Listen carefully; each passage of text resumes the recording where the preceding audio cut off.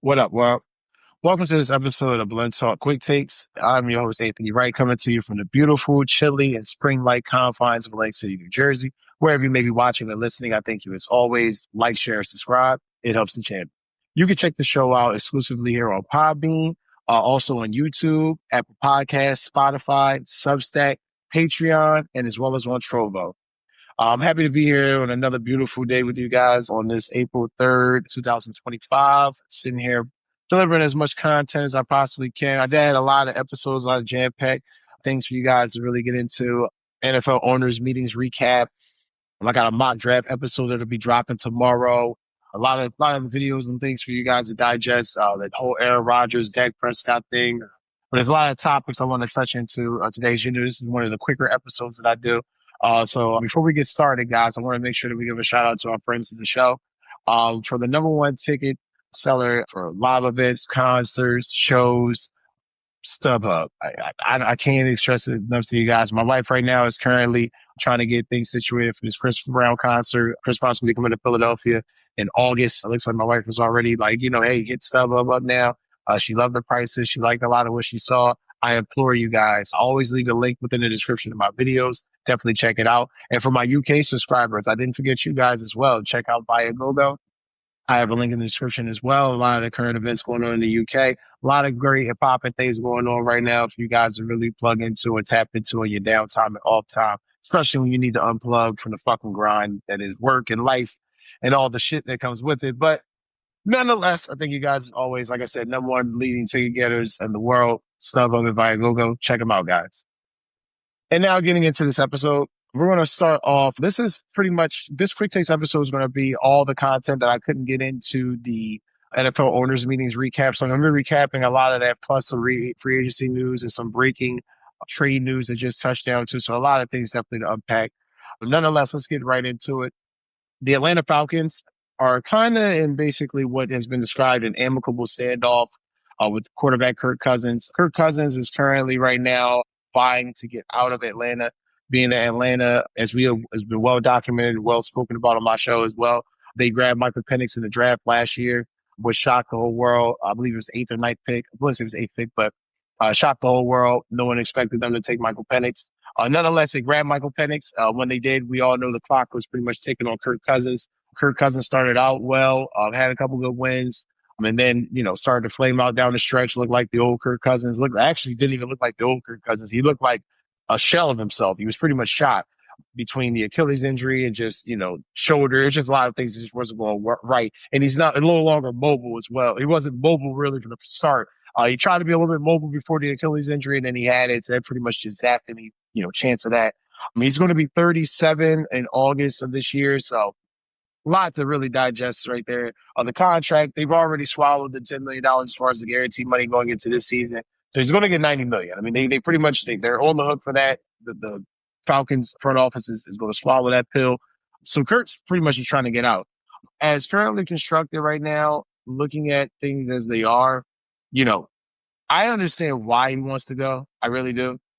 I don't understand why Atlanta is really playing this game. I guess, more or less they don't want to let it be known that, they really want to get rid of him. But I mean, in all honesty, he's not going to stay there. I mean, fuck, he wouldn't have been there if he knew you were grabbing Michael Penix last year.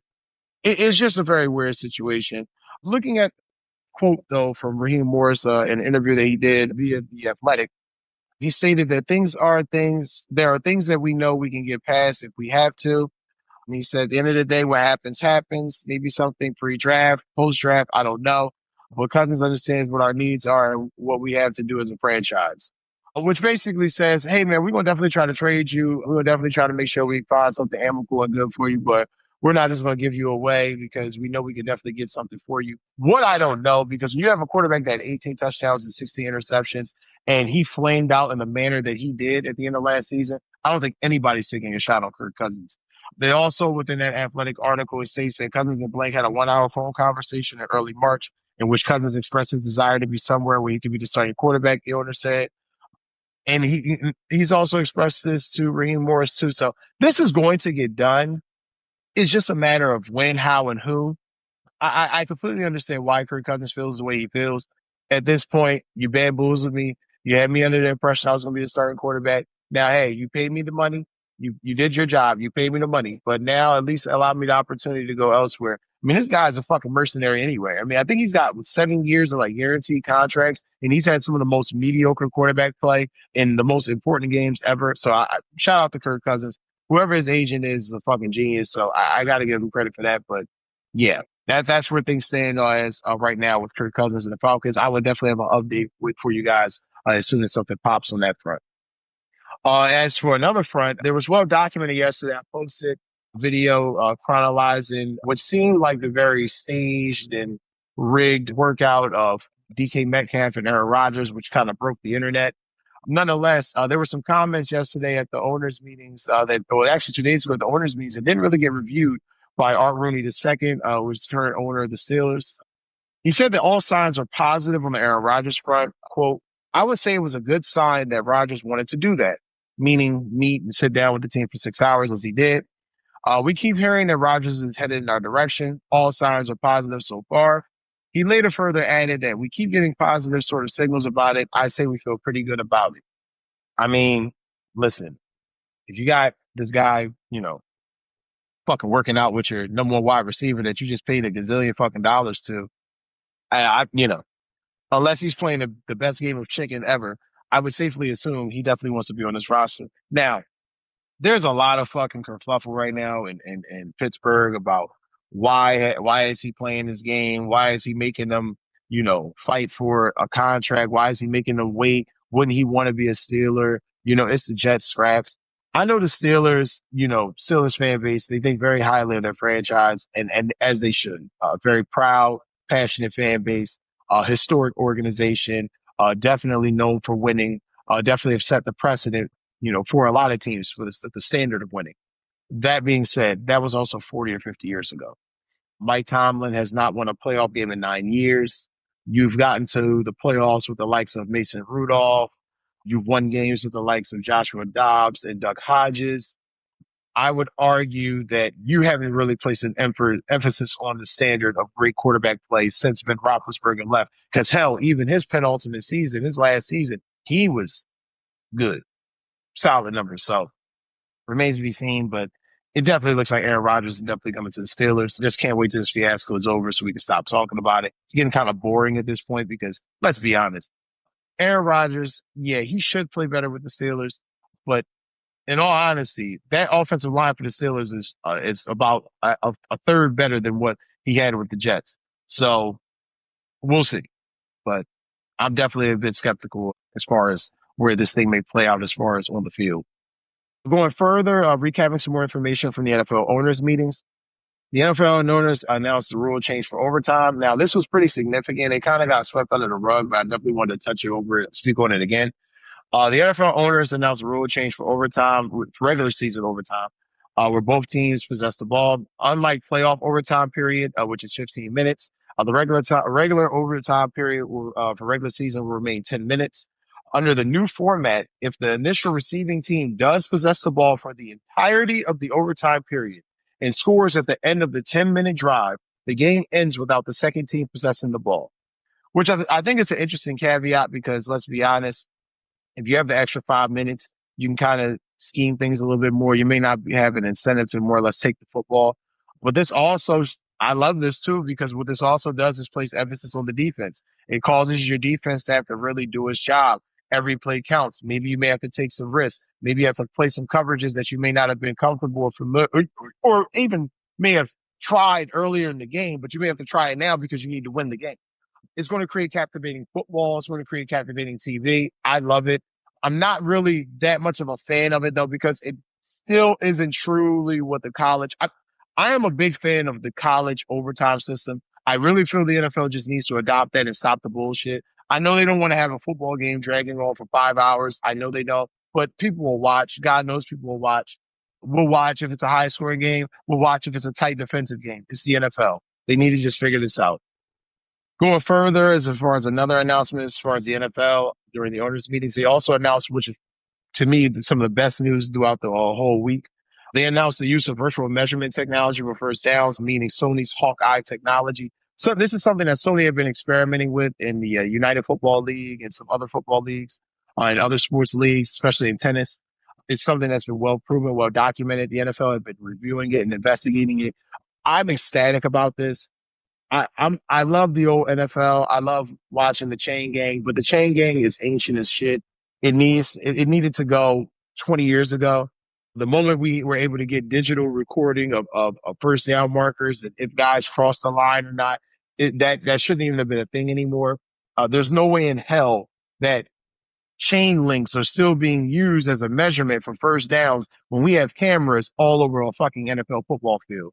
So glad that they finally got in touch with the 21st century. Glad to see the NFL not trying to be archaic with this. I still think it's going to cause controversy because let's be honest, there's still going to be people, watching their team play. And if they feel it's a first down and the camera shows the first down, the referee says it isn't, you still have the same fucking problem. So I don't know how much of this is a racist, but at least with the camera and the blatant evidence there, we'll have more definitive proof, which will just help the game and which is just make it a bit smoother transition and get the calls right, which is ultimately what we all want. Also going into some NFL free agency news, a longtime NFL veteran of 18 seasons, and Calais Campbell, at age 38, is signed with his team that originally drafted him, the Arizona Cardinals. He was drafted by the Cardinals in the second round of 2008 draft, so it's just remarkable that he's been around this long. Calais Campbell will be turned 39 years old on September 1st. He's currently the NFL's oldest non-quarterback. I got to give Calais Campbell credit. I mean, this guy, fourth team in 4 years. He played all 17 games the past 2 years. 2023 was with the Falcons, 2024 with the Miami Dolphins. This guy is just a fucking beast. I give Calais Campbell all the credit in the world. This man, I believe he was Walter Campbell, Walter Payton, excuse me, I was Walter Campbell. Pardon me if I'm misspeaking. Walter Payton Man of the Year. This man is just a fucking monster. I love Calais Campbell as a player, as a human being, as a person. So, definitely a shout out to him for this and definitely want to make sure I got this in. And another bit of kind of breaking, I guess I'll be breaking it here, guys, right now at this moment. Some trade news. The Dallas Cowboys have made a trade for the Patriots, third string quarterback Joe Milton. Now, there have been news coming out already that Joe Milton would possibly get moved. Mike Vrabel pretty much spoke on it as much, at the owners' meetings, pretty much stating how, it was good to get him out there on the field, get him some experience and essentially with them signing Josh Dobbs, which you think about it, you got Drake May, you got Josh Dobbs. It naturally pushed Joe Milton third in the pecking order. Being 25 years old, you want to give this guy a chance. He kind of showed some things. He flashed a bit. He definitely flashed in the preseason last year. I mean, I definitely know some Patriots fans that talked about him, and I watched some of those games throughout the summer. He definitely had flashed in a lot of those games. And then he played, obviously, at the end of the year and had that big upset win against the Bills late in the season. So he definitely flashed some things, and I see why the Dallas Cowboys wanted to get him. They completely failed in the trade, and they let Cooper Rush go. So they didn't even really have a backup quarterback. So they needed one badly. Joe Milton definitely fits the build and prototype of what they like to do. And we can't bullshit ourselves. Dak Prescott gets injured. So there's a great chance that Joe Milton will play at some point. Looking here, and it's funny because going into this, the Patriots had already stated that they had received multiple trade inquiries for Joe Milton. So this has now been confirmed. The trade happened today. Details of the trade goes as much. The Patriots get a fifth round pick for Joe Milton, a fifth round pick back for Joe Milton. The Cowboys get Joe Milton and a seventh round pick. So you got to give the Patriots, an immense amount of fucking credit for this. They essentially got Joe Milton last year in the sixth round of the 2024 draft. He played played in a preseason and one football game, and they flipped him into a fifth round pick. You gave up a seventh, which, let's be honest, most seventh round picks ideally don't really make the roster unless they're really special. So not really a loss there. So got to give the Patriots a ton of credit for this. Definitely was able to pull this out. And last but not least, I want to touch on the Cincinnati Bengals making a cluster fuck of a situation with their outstanding Pro Bowl edge rusher, Trey Hendrickson. I'm not even sure what is going on here or why things are, extending or going out the way they are. But as it goes, Katie Blackburn, who just so happens to be the daughter, Mike Brown, the owner, said some pretty crazy things about Trey Hendrickson and the whole contract situation, which is just leading to just a massive, massive media blow up, which is blowing up right in the Bengals' faces. Basically, she spoke at the annual meetings on Tuesday afternoon, and she stated it as, quote, as you're trying to put all these pieces together, you have certain limitations eventually. So he seemed to feel strongly about it and thought the strength of interest out there was going to be at a certain level. And so we said that it would be okay to at least explore. So we don't do that all the time. But in this case, we felt like it was the right thing to do, case by case basis every time. And he's still a Bengal, so we'll see. It's just something that we'll keep working through. She also had some further comments about him being happy about he should be happy about his contract situation. I I don't know what, you know, she's thinking, but she said that essentially the ball is in Hendrickson's court. Quote, I think he should be happy at certain rates that maybe he doesn't think he'd be happy at. I think some of it is on him to be happy. At some point, if he's not, that's what holds it up. Sometimes, so it takes him to say yes to something. And also we have all the respect in the world for him. He's been a great player. We're happy to have him. And so maybe we'll find a way to get something to work. We're just going to see where it goes. That is fucking terrible. I'm pretty sure most of us work. If we don't work a job, we're working for ourselves. But most importantly, we've all worked a job before. I think it is egregious when you have a billionaire telling you that you should just be happy at a certain rate. They wouldn't be happy at a certain rate running the business at the way that they're running it, taking less of a profit at the way that they would have to. So to incentively tell a person who has outperformed their contract, I mean, majorly outperformed their contract, that they should be happy with the rates that they're getting when they're paying guys below average. I mean, Orlando Brown's getting 16 fucking million. He's one of the best tackles in football. Look at the rates, guys. Go on Spot Rack, go on overthecap.com. Look at the fucking rates that tackles get, and you tell me if that shit makes sense. So crazy fucking situation.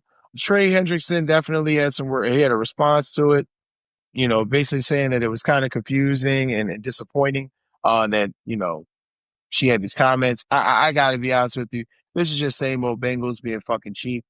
Shout out to Trey Hendrickson. I hope he gets paid, but damn, the Bengals are just shitting the bed again. They're doing it again. That's going to do it for this episode of Let's Talk Quick Takes, guys. I thank you guys as always. And for those of you guys, there's been a ton of new viewers that have been plugging in and checking it out. As always, smash that like button. Hit, always subscribe. Check out StubHub and Viagogo for the tickets, guys. Take care and enjoy the rest of your day.